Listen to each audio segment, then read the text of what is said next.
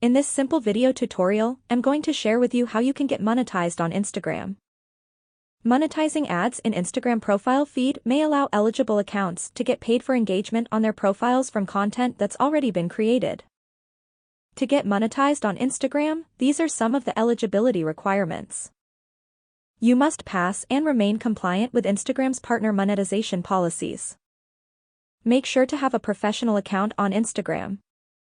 You must be at least 18 years old. And lastly, you must be located in the United States, Japan, South Korea, or Canada. I have linked all videos in this video description that go through each steps to get monetized.